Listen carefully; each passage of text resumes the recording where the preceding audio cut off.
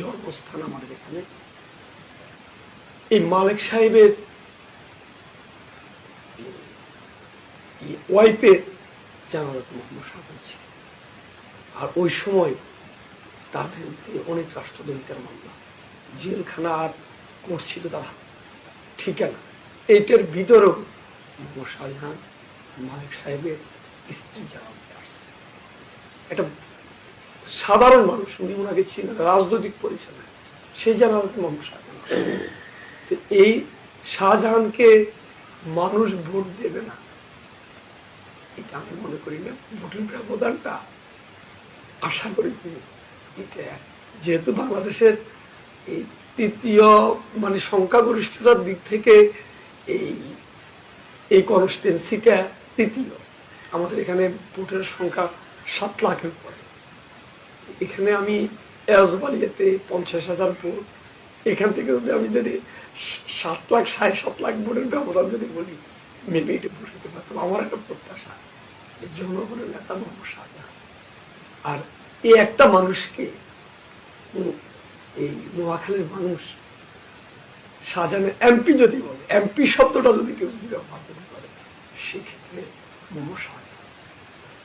এই ক্ষেত্রে আমি মনে করি যে দল বল নির্বিশেষে ওনার প্রতীক তো পপুলার, দল পপুলার, কিন্তু সবচেয়ে বড় কথা হলো যে নেতা হিসেবে উনি অনেক পপুলার, অনেক ক্যারিসমেটিক। ইনশাল্লাহ এই ক্যারিসমেটিক নেতার প্রতি এটা বাংলার একার কথা বিশ্বাস করে যে জনাব আকবর, মোহাম্মদ শাহজাহান সংসদ সদস্য নির্বাচিত হবেন এবং তারেক রহমানের দল, প্রেসিডেন্ট জিয়ার দল, মানবতার মা খালেদা জিয়ার দল, জাতীয়তাবাদী দলের ক্ষমতা আসবেন। 12 ফেব্রুয়ারি যারা আপনাদের ধানের শীষ প্রতীকে ভোট দেবে না, আপনাদের বিরুদ্ধে আচরণ করবে, আপনারা নির্বাচিত হয়ে সংসদ গঠন করে তাদেরকে আপনার কোন দৃষ্টিতে দেখবেন একটু বলবেন? তারা কি একটু স্বস্তি পেতে পারেন, আমরা বিরোধিতা করলেও ভালো থাকবো? আমি আপনাকে একটা কথা বলি, মানে ধর্মীয় অনুভূতি থেকে আমাদের আদম আলাইহিস সালামের মা হাওয়া বেহেশত থেকে ভুল করে এসেছে। আমরা বিএনপি ভুল করব না এটা আমি মনে করি না, আমি ভুল করবো না এটা আমি মনে করি না, প্রতিদিনে ভুল আছে। তো সেক্ষেত্রে যারা 12 ফেব্রুয়ারি আমাদেরকে ভোট দেবে, যে কথাটা আমি বলতেছি যে আমার জিনটা কিন্তু ভুলের,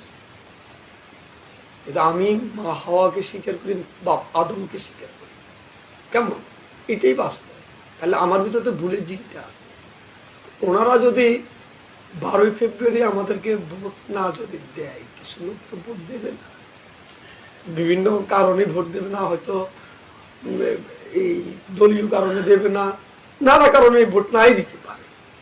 তো সেক্ষেত্রে আমি প্রত্যাশা করবো যে এই যারা ভোট দেবে না ওনাদেরকে আমরা আন্তরিকভাবে নেব, এবং ওনারা আমাদের এই ভোট না দিয়ে যৌক্তিক সমালোচনাগুলো যদি আমাদের যদি করে, তাহলে আমরা একটা সুন্দর সমাজে বিনিয়োগ করি, আমরা আরো ভালো কাজ করতে পারবো, আমরা সচেতন হতে পারবো। যদি কেউ যদি আমাদের সমালোচনা না করে, ভুল যদি না ধরিয়ে দেয়, নিশ্চয়ই আমাদের দুই একটা ভুল তো ওনারা দেখতেছে, দেখেই তো আমাদেরকে হয়তো ভোট দেবে না।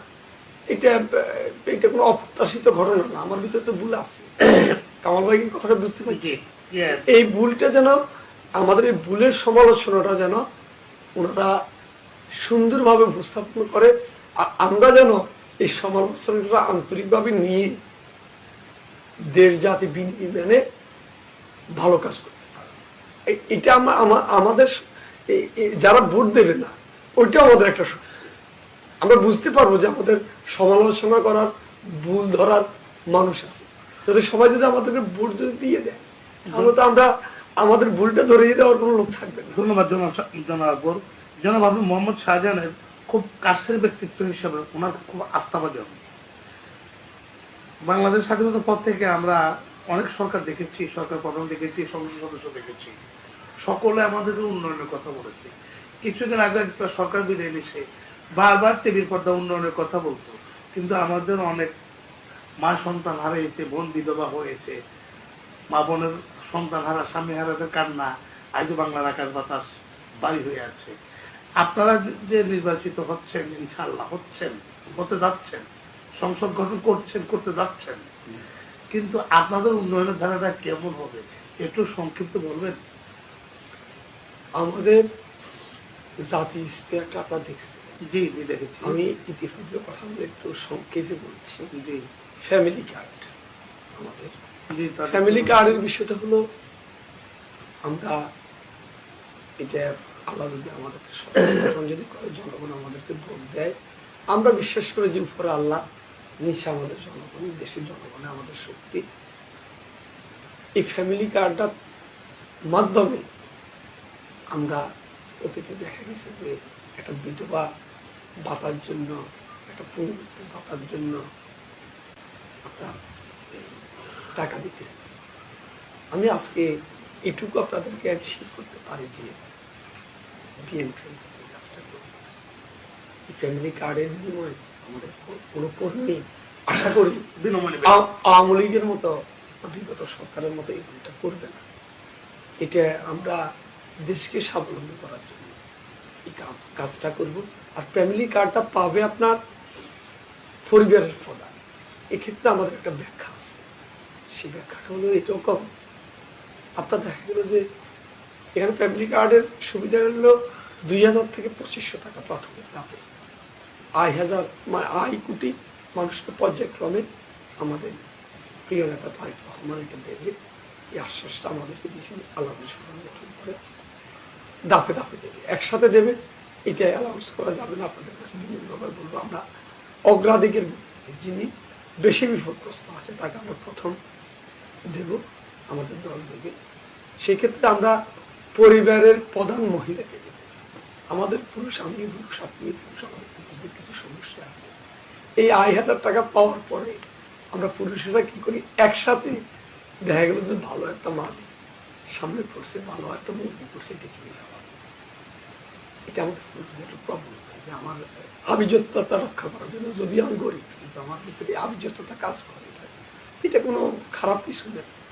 কিন্তু দেখা গেল এই 2000 টাকা যদি আমার স্ত্রী যদি পায়, সে চিন্তা করবে যে এই 2000 টাকা দিয়ে আমার বাচ্চাটা বই খাতা কিনতে পারলে, এই 2000 টাকায় 200-400 টাকা দিয়ে একজন প্রাইভেট মাস্টার রাখতে হবে, ভবিষ্যৎ পরিবারকে নিয়ে উনি প্ল্যানিং করবে। এটা কিন্তু আপনার পুরুষরা করে না। এই ক্ষেত্রে আমরা মহিলাকে অগ্রাধিকার দিচ্ছি। দ্বিতীয় যে বিষয়টা বলবো, যেটা কৃষি কার্ড, কৃষি কার্ডের আগে এই 31 দফার আগে আমাদের ভিশন 2030 ছিল। এটা এর আগে আমি একটা সাক্ষাৎকার আপনাকে এই বিষয়টা বলছি, সেখানে আপনার এই শস্য বীমার কথা আছে, যে কৃষক যদি তার কোনো ফসল যদি নষ্ট হয়ে যায়, সেক্ষেত্রে বীমার মাধ্যমে আমার দল তার এই ক্ষতিপূরণটা দেবে। আর কৃষি কার্ডের যে বিষয়টা, সেটা আমি সংক্ষেপে বলি। কৃষক যদি 2টা ফসল যদি করে, প্রকৃত কৃষক যদি হয়, একটা ফসলে সার, বীজ, কীটনাশক থেকে সবকিছু দায়িত্ব আমার দল নেবে। আর স্বাস্থ্য কার্ডের যে বিষয়টা, সেটা আমি, এটা লম্বা কথা, সেটা সেদিকে যাব না। এরপর জলাবদ্ধতা, এটা সমগ্র বাংলাদেশের একটা সমস্যা। সেটা আমাদের এই প্রেসিডেন্ট, মানে প্রতিষ্ঠাতা প্রেসিডেন্ট সৈয়দ রাষ্ট্রপতি জিয়া রহমান যে খাল কাটা কর্মসূচিটা আনছে, এই ক্ষেত্রে এখন এই খাল কাটা কর্মসূচিটা বাংলাদেশ শাসনটা কিভাবে সলভ করা যায়, সেটা যুক্তিভাবে আমরা সমাধান করার চেষ্টা করব। ধন্যবাদ। দর্শক, আমি সংক্ষিপ্ত আলোচনা করলাম নোয়াখালী সদর উপজেলার 8 নং এসবালিয়া ইউনিয়ন বিএনপির সাধারণ সম্পাদক জনাব আকবর হোসেনের সাথে।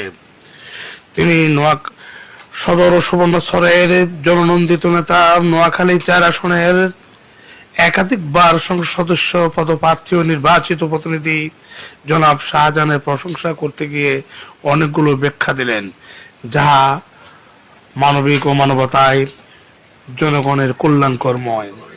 তিনি আগামী নির্বাচনে বিপুল ভোটের ব্যবধানের মাধ্যমে জননন্দিত নেতা মোহাম্মদ শাহজাহানকে সংসদ সদস্য হিসাবে পার্লামেন্টে পাঠাতে পারবেন বলে তিনি প্রত্যাশা ব্যক্ত করেন। তিনি বাংলার সকল জনগণের নিকট দানশীল প্রতীকে ভোট দিয়ে আপোষহীন নেতা তরুণ নেতা, তরুণ অহংকার জনাব তারেক রহমানের হাতকে শক্তিশালী করার জন্য আহ্বান করছেন। আমার আশা ও প্রত্যাশা বাংলাদেশের সকল জাতীয়তাবাদী চেতনার নেতৃবৃন্দ যদি জনাব আকবর হোসেনের মতো এমন দায়িত্বশীল, দায়িত্ববান ও নেতাদের প্রতি শ্রদ্ধাভাজন হতেন, তাহলে বাংলাদেশের কোনো স্বৈরশাসক এই প্রেসিবাদ মাথা উঁচু করে দাঁড়াতে পারতো না। আমি মোহাম্মদ দেলোয়ার হোসেন কামাল, মানব সমাজসেবী, সদর, নোয়াখালী।